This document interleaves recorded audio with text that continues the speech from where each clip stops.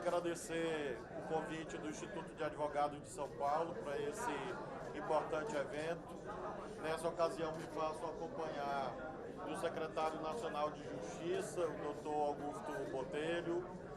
Está aqui também comigo o superintendente da Polícia Federal em São Paulo, doutor Rogério Giampaoli, e nós estamos aqui para participar desse evento e, claro, irei abordar as ações do Ministério da Justiça e Segurança Pública, uma das quais se desenvolveu no dia de hoje. Nós tivemos, há algum tempo, a referência, a informação de que um agrupamento criminoso, uma organização criminosa, visava planejar e executar atentados violentos contra várias autoridades. Essa informação chegou originariamente até mim por intermédio do presidente do Senado, o senador Rodrigo Pacheco, que me informou da possibilidade da existência disto. Evidentemente, eu contactei imediatamente com o diretor-geral da Polícia Federal, o doutor Andrei, informei a ele dessa possibilidade oriunda desse relato que me foi transmitido pelo presidente do Senado, o senador Rodrigo Pacheco, e determinei que a Polícia Federal estivesse mobilizada, tendo em vista que se inseriria na sua competência pelo fato de ter uma repercussão interestadual, à luz do artigo 144 da Constituição Federal, quando há uma repercussão internacional ou interestadual de um ilícito, a Polícia Federal pode e deve atuar. Esta foi a razão pela qual determinei, há aproximadamente 45 dias atrás, quando eu fui procurado pelo presidente do Senado, que a Polícia Federal estivesse acompanhando esses eventos ou essas possibilidades ou esses indícios. Ao longo do trabalho da Polícia Federal, trabalho sério que eu quero mais uma vez homenagear, houve a identificação de que esses indícios eram consistentes por intermédio de vários procedimentos de investigação efetuados pela Polícia Federal, que obviamente nesse momento não podem ser revelados. Esses elementos indiciários, elementos de prova, conduziram a que a Polícia Federal avançasse na investigação e chegasse à conclusão de que efetivamente havia um planejamento em curso para a execução de ações violentas, tendo vários alvos. Um promotor do estado de São Paulo, que era o alvo original de onde nasce a investigação, Dr. Lincoln, que essas possibilidades envolviam também autoridades do sistema penitenciário de vários estados, integrantes das polícias de vários estados e também o hoje senador da República, Sérgio Moro. Este fato, para nós, não altera em nada o dever legal da Polícia Federal de agir. E assim foi feito.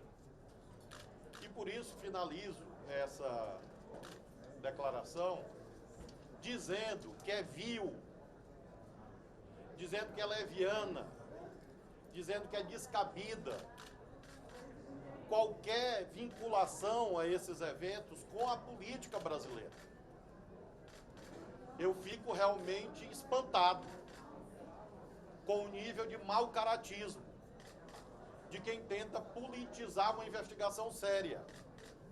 Investigação essa que é tão séria que foi feita em defesa da vida e da integridade de um senador de oposição ao nosso governo. E por isso eu quero concluir, em síntese, de um lado, elogiando todas as autoridades que atuaram no caso, especialmente a Polícia Federal, representada pelo diretor-geral Dr. Andrei e pelo superintendente de São Paulo, onde ocorreram 8 prisões, mas também dos outros estados que atuaram, no Paraná e em outras unidades federadas, e por outro lado, fazendo esse convite a que haja seriedade no debate político do Brasil. Porque não se pode pegar isoladamente uma declaração de ontem literalmente, e vincular uma investigação que tem meses. em que o nosso governo e em que a Polícia Federal, atuando de modo técnico e independente, cumpriu a lei e obteve um êxito extraordinário, mostrando que nós não temos nenhum aparelhamento político do Estado, nem a favor nem contra ninguém. E por isso eu, com essa declaração, me coloco à disposição se a senhora e os senhores tiverem alguma indagação. Ministro, o senhor disse que há 45 dias a Polícia Federal monitora essas ações. E por que ela foi deflagrada hoje? Havia aí algum atentado, algo para acontecer agora? Por que hoje e agora ela foi deflagrada? Há uma equipe da Polícia Federal que acompanha esses fatos. Houve a constatação de que não eram apenas boatos, que havia consistência. Em razão disto, houve o acompanhamento investigativo, que constatou que equipes estavam sendo montadas no Paraná, em São Paulo e em outros estados para a prática de atos violentos. E aí, óbvio, que a Polícia Federal considerou, na sua autonomia técnica, que esse era o momento indicado exatamente para impedir a consumação desses atos violentos que tinham, a essas alturas, um número indeterminado de alvos. Nós sabemos de alguns, nós não sabemos de todos. Nós sabemos de 4 ou 5 até o presente momento, mas o que foi feito hoje, as prisões, as buscas e apreensões, é que vão definir, mediante a análise do material, o alcance de todo esse planejamento. O que nos coloca, obviamente, diante da questão mais grave, que é atinente a como os sistemas de segurança, tanto federal quanto estaduais, podem se aparelhar e atuar ainda com mais força no enfrentamento dessas organizações criminosas, que é um tema que eu vou tratar na próxima semana com os senhores secretários de segurança, em reunião que eu já convidei para a próxima semana, e também, obviamente, com o senhor presidente da República no dia de amanhã. O senhor identificou alguma... Ministro, me chamou a atenção os codinomes. Vocês têm alguma relação, por exemplo, o Sérgio Moro ser relacionado a Tóquio? Não, nós não temos ainda, não sei se o doutor Rogério Giampaoli pode narrar isto. Como disse, a operação foi há poucas horas e é claro que nós temos que ter cautela, prudência, né? Então nós temos um êxito grande de uma ação de inteligência, de investigação, e houve o recolhimento de muito material, documentos, computadores, enfim, que obviamente aí a Polícia Federal vai remeter a análise dos delegados competentes e em seguida do Ministério Público e do Poder Judiciário.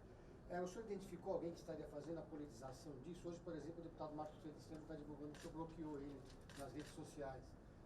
Tem alguma relação disso ou não? Ou se é verdade, né? Porque ele está divulgando, inclusive, a imagem do senhor tendo bloqueado ele.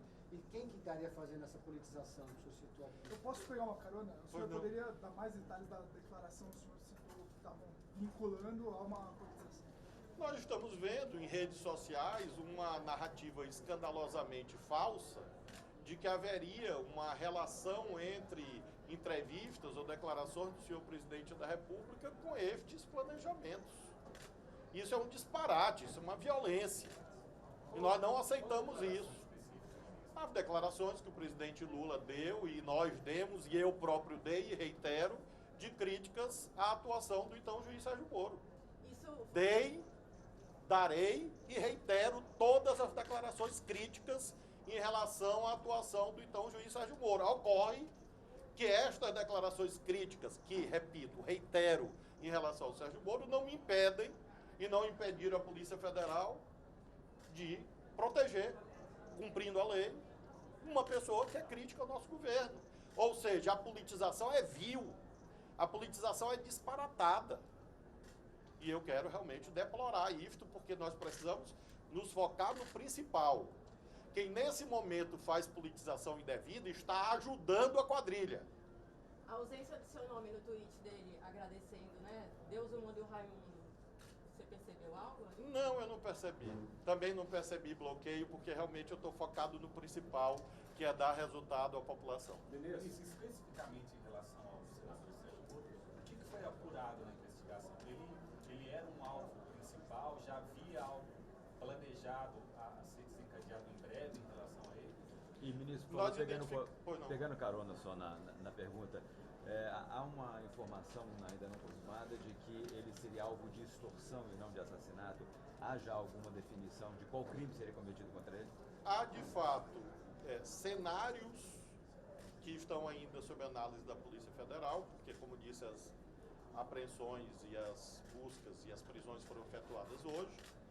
E havia, exatamente, entre tais cenários, a ideia de extorsão, como também a ideia também de perpetração de homicídios. Nós não temos ainda a definição completa disso, porque a análise do material que vai revelar.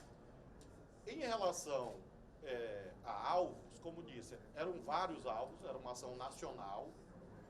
O senador Moro era um desses alvos possíveis, o promotor Lincoln de São Paulo, um desses alvos, que é de onde nasce primacialmente a investigação, e havia outras autoridades. Em relação especificamente ao senador Moro, chamou a atenção e foi determinante, inclusive, para a Polícia Federal o fato de já haver atos de montagem de estruturas para perpetração de crimes no Paraná. E foi isso que, inclusive, determinou que uma parte da investigação tramitasse no Paraná e que, inclusive, a decisão judicial seja oriunda do Paraná. Exatamente em razão disso. Mas aí para homicídio ou para extorsão? Nós trabalhamos com todos os cenários possíveis, porque nesse material apreendido nós vamos ter a certeza, porque havia, por exemplo, compartimentos sendo preparados em casas, compartimentos falsos, paredes falsas. Esses compartimentos poderiam ser desde para armazenar armamento, droga, como também para guardar pessoas. Então, nós só vamos ter, a Polícia Federal só vai poder concluir isto daqui a algumas semanas. E por que ele era o alvo? Nós não sabemos ainda as razões determinantes da organização criminosa. Aparentemente, é uma ação nacional, de um lado, de retaliação em face de agentes públicos vários, aí envolvendo ele próprio, o Ministério Público, agentes policiais de vários estados. Era uma retaliação e, obviamente, uma ação de intimidação em relação ao conjunto das autoridades públicas, ou seja, uma ação que tem um corte terrorista no sentido de intimidar o aparelho estatal mediante retaliação no conjunto de agentes públicos. Ministro, no caso do senador Sérgio Moro, a retaliação justamente quanto à época em que ele era que ele tinha a mesma função do senhor, ministro da Justiça e Segurança Pública, e separou ali líderes da facção dentro dos presídios pelo país. O senhor falou de reunião na semana que vem. Este governo, em que ele vai avançar no combate às facções criminosas? O que não foi feito ainda que precisa ser feito? Os presídios federais existem pela decisão do presidente Lula, que os criou quando era presidente da República. Esses presídios federais continuam a ser usados e não é nenhuma novidade que eles sejam usados na transferência de presos. Isso vem de mais de uma década no Brasil. E, inclusive, foi feito agora na crise do Rio Grande do Norte. Então, um elemento central, de fato, é a boa manutenção dos presídios federais, porque eles vêm sendo usados há mais de 10 anos no Brasil. Não foi, portanto, uma invenção deste ou daquele personagem. Agora, a grande questão é o que se passa nos presídios estaduais, porque hoje as facções criminosas indubitavelmente nasceram e se nutrem do sistema penitenciário, e melhorar a capacitação das polícias, porque nós estamos vendo uma escalada não apenas na quantidade, eu diria na qualidade, na ousadia da atuação dessas associações criminosas, o que exige que haja proporcionalmente investimentos nos aparelhos policiais dos estados e, obviamente, federal, para poder dar conta desses múltiplos fenômenos. Eu vou precisar encerrar, que eu tenho um evento. Em relação ao Rio Grande do Norte, é possível fazer uma análise, um vínculo entre as duas situações? Porque é um momento delicado isso. Na verdade, a gente pode identificar que, desde eventos ocorridos em São Paulo há algumas décadas, nós temos a afirmação de um modelo em que a criminalidade de varejo migra para a criminalidade organizada, macrocriminalidade, para organizações verticalizadas, estruturadas em âmbito nacional e com ramificações internacionais. Então, quem analisa a trajetória do crime no Brasil nos últimos 20 anos ou 30 anos, vai encontrar muito claramente essa mudança. E é este fenômeno novo que nós temos que enfrentar. Há vínculo causal entre uma coisa e outra? Não. Há vínculo no que se refere ao modelo de estruturação. Lá nós temos uma facção atuando, ou duas facções atuando, no Rio Grande do Norte, e aqui, neste caso, uma facção. Ou seja, nós estamos diante do mesmo fenômeno brasileiro, que vem de pelo menos 20 anos, em que essas facções criminosas acabaram substituindo ações individuais do cometimento de crimes. Quando o senhor fala em Primeiro, como extorsão, que isso chegou ao Rodrigo Pacheco, ao presidente do Senado? Você já chegou com o nome do Moro? E a outra, se ontem, nessas últimas horas, alguém no Ministério, o senhor, alguém do governo, avisou ele, falou, chegamos a essa conclusão. Eu prefiro que o presidente Rodrigo Pacheco dê essa informação, porque é uma informação que cabe ao Senado. O que eu posso afirmar é que o presidente Rodrigo Pacheco me procurou e isso ensejou que eu transmitisse essa orientação à Polícia Federal. Agora, como ele obteve, eu prefiro que ele próprio esclareça. Não, o senhor falou do Moro? quando o senhor diz extorsão, seria extorsão mediante sequestro? Isso, exatamente. Ou seria algum tipo de chantagem? Não, o cenário é que seria extorsão mediante sequestro. O cenário, ou, eventualmente, chantagem, que se encontra no mesmo altura. Eles chegaram a montar, tipo, alguns bunkers para... Exatamente isso. Sobre- Pessoal, sobre- muito sobre- obrigado. Sobre as Perdoe, câmeras viu? corporais da PM. Perdoe, pessoal. Eu tenho que ir ao evento. Obrigado.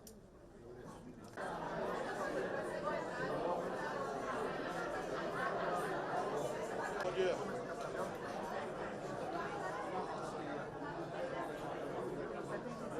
Só um instante, por favor, tá bom?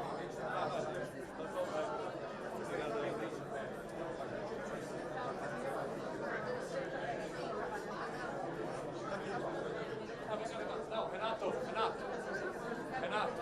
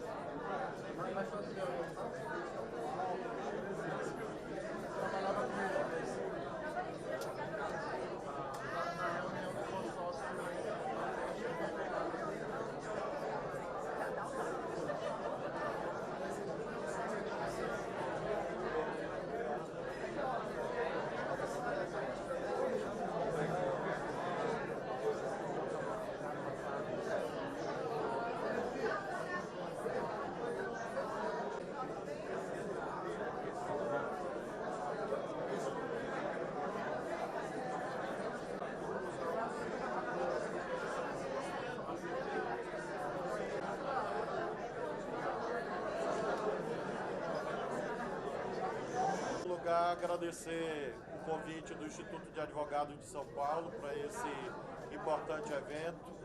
Nessa ocasião me faço acompanhar do secretário nacional de Justiça, o doutor Augusto Botelho. Está aqui também comigo o superintendente da Polícia Federal em São Paulo, doutor Rogério Giampaoli, e nós estamos aqui para participar desse evento e, claro, irei apontar, abordar